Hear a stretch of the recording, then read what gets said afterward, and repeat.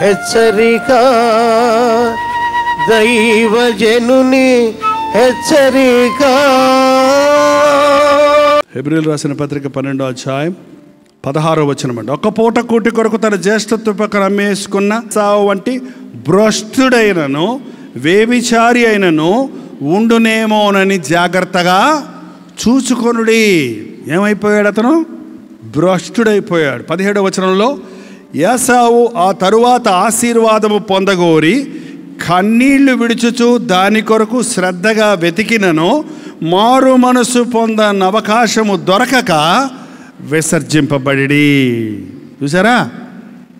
ఆ తర్వాత ఏడ్చాడంట, నానా ఒక్క ఆశీర్వాదమే లేదా, ఒక్క ఆశీర్వాదమే లేదా, నాకు ఒక్క ఆశీర్వాదమే లేదా.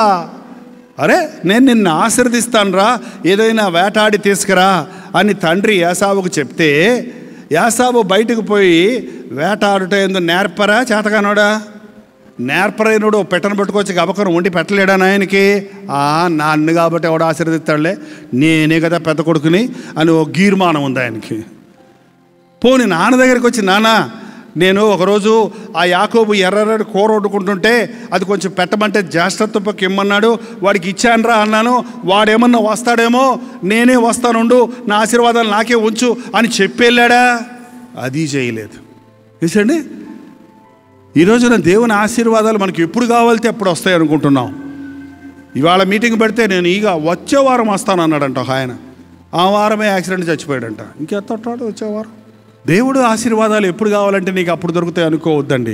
ఉన్న అవకాశాన్ని ఉపయోగించుకోండి. ఇదే అనుకూలమైన సమయము, ఇదే రక్షణ దినము.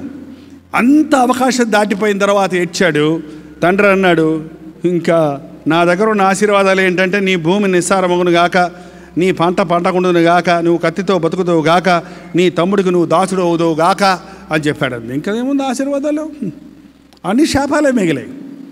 దేవుడు ఆశీర్వాదాలను నిర్లక్ష్యం చేయకండి. ఏశావు దేవుడు ఆశీర్వదించాలని ఆశించినప్పటికీ, ఎన్నో విధాలైన అవకాశాలు ఇచ్చినప్పటికీ నిర్లక్ష్యం చేసుకున్నాడు కాబట్టి భ్రష్టుడైపోయాడు. భ్రష్టుడు అంటే ఇంకదేనండి, విడిచిపెట్టబడిన వాడు భ్రష్టుడు. ఆ మాట భలే భయం, నాకు భలే భయం. ఎన్నిసార్లు గద్దించను లోబడనొలని వాడు మరి తిరుగు లేకుండా 6 నెలలు హాస్పిటల్లో ఉండి మరణించను అంటేనండి భలే ఉంటుంది. ఎందుకంటే మంచం మీద పడుకున్నప్పుడు చాలామంది కంట పైకి చూస్తారంటే, ఎందుకంటే మంచం పడుకుంటే ఎట్టు కుడతావు, ఇట్టగా పడుకుంటే పైకి చూస్తావు కదా, అప్పుడు దాకా కింద చూస్తాం మనం. అప్పుడు దాకా అబ్బా నా బలము, నా ఉద్యోగం, నా ఫ్రెండ్స్, నా అర్థం. మీరు ఎప్పుడైనా పైకి చూస్తారా? ఎప్పుడు భూలోకంలో చూసుకోవటమేనా? ఆ ఉద్యోగం రాలేదు, ఈ భూమి నాది, ఆ ఇల్లు బాగుంది, ఈ డ్రెస్ భలేగా ఉంది, బొమ్మకు కట్టి పెట్టారు, ఆ బొమ్మ డ్రెస్ నేను వేసుకుంటే ఇంకెంత బాగుంటుంది, ఇవే చూసుకుంటుంటారు లోకంలో. తలుకులు బెలుకులు ఇప్పుడు అన్ని మెరుపులు, అన్నీ ఎక్కడ చూసినా జిగి జిగి జిగి జిగి జిగి జిగి అంటుంటాయి. చూడండి, మీరు వేసుకున్న బట్ట కూడా జిగి జిగి జిగి జిగి జిగి అంటుంటాయి. అబ్బా ఆ బట్టల్లో ఆ అట్రాక్షన్ ఇవే చూస్తున్నారా? ఎప్పుడన్నా మీరు ఆకాశం ఉంది, నా దేవుడు ఉన్నాడు, నేను చచ్చిన తర్వాత వెళ్ళేది సమాధిలో కాదు, ఎక్కడికి వెళ్తున్నాం, పరలోకి వెళ్తున్నామని ఎప్పుడన్నా ఆలోచన చేస్తారా లేదా? అసలే ఏంటంటే ఈ రోజుల్లో చాలామంది పైనున్న వాటి మీద మనసు పెడతాం లేదు, భూ సంబంధమైన వాటి మీదనే మనసు పెడతాం. మీరు క్రీస్తుతో పాటు లేపబడిన వారైతే పైనున్న వాటి మీదనే కానీ భూ సంబంధమైన వాటి మీద మీ మనస్సు చూడకుండా తప్పలేదు, కానీ మనస్సు పెట్టొద్దు. మీరు వాటిని కోరుకోవద్దు, వాటిని ఆశించొద్దు అని దేవుడు చెప్తూ ఉన్నాడు. ఈ రోజున ఎందరో పైన ఉన్న వాటి మీద మనసు పెడతాం లేదు. చూసారండి, దేవుడు ఇచ్చిన అవకాశాన్ని మనం ఉపయోగించుకోవాలి. కొంతమందికి ఎన్ని అవకాశాలు వచ్చినా సరే ప్రభు నమ్మకి అంగీకరించడు. ఈ భ్రష్టుడైపోయిన ఏశావు పరిస్థితి అటువంటిది.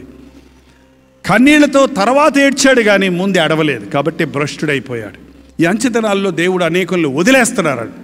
చాలామంది పాస్టర్లు, బోధకులు కూడా ఈ రోజున భ్రష్టులైపోయారు అనుకుంటున్నాను నేను. ఎందుకంటే వాళ్ళు చెప్పే ప్రసంగానికి వాక్యానికి సంబంధం లేదు. వాళ్ళు చేసే పరిచర్యకి వాక్యానుసారమైన పరిచర్యకు సంబంధం లేదు. ఆ పరిచర్య సారం ఏంటి అంటే అది పేరు ప్రఖ్యాతులు సంపాదించుకోవడం, డబ్బు సంపాదించుకోవడం, మనుషుల్ని ఆకర్షించడం, మనుషుల ముందు గొప్పవాడిగా ఎంచుకోవటమే కానీ యేసు ప్రభువుని ఎత్తి చూపించే సేవలు చాలా తక్కువ ఉన్నాయండి.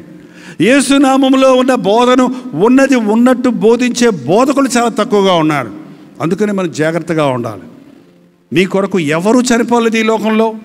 నీ కొరకు ఏ పాస్టర్ సిలువలో రక్తం చిందించలేదు. నిన్ను ఎవరూ రక్షించలేరు, యేసు ప్రభు తప్ప. ప్రార్థన. అందరూ చేతులు పైకెత్తి ప్రభు సన్నిధిలో ప్రార్థిద్దాం. పరిశుద్ధుడా, ప్రేమగల తండ్రి, నీ రాజ్య వారసులు కావాలని, నీ దృష్టిలో గొప్పవారిగా ఉండాలని, నీ కొరకు సాక్షులుగా బ్రతకాలని ఆశపడుతున్నటువంటి బిడ్డలందరినీ చూడు నాయన. చేయెత్తిన ప్రతి ఒక్కరిని చూడు నాయన. నీ పరిశుద్ధాత్మతో వారిని అభిషేకించు నాయన. పడకుండా కాపాడువాడివి నీవే నాయన. జారకుండా కాపాడువాడివి నీవే నాయన. పాపము నుండి తప్పించేవాడివి నీవే నాయన. తొట్టిల్లకుండా కాపాడేవాడివి నీవే నాయన. నీవిచ్చిన ఈ రక్షణ భయముతో వణుకుతో కొనసాగించుకున్నటకు మాకు సహాయం చేయము ప్రభువా. ఇంకను మేము ఎటువంటి అపవిత్రతలో ఉండక, అన్యాయస్తులుగా ఉండక నాయన, నీ కొరకు క్రీస్తు రక్తంలో కడగబడిన నీతిమంతులుగా బ్రతకడానికి, పరిశుద్ధులుగా, ప్రభు బిడ్డలుగా, సాక్షులుగా నీ రాకడ కొరకు ఎదురు చూచు గుంపులో ఉండడానికి మా ఒక్కొక్కరికి నీ సహాయం చేయము. ఇంకా నీ నామాన్ని ఎరగని వారందరూ మా చుట్టూ నశించిపోతుండగా వారికి నిన్ను గురించి చెప్పగలిగిన, నీ ప్రేమను గురించి వివరించగలిగిన కృపను అనుగ్రహించమని యేసు క్రీస్తు నామములో అడుగుచున్నాము తండ్రి. ఆమేన్.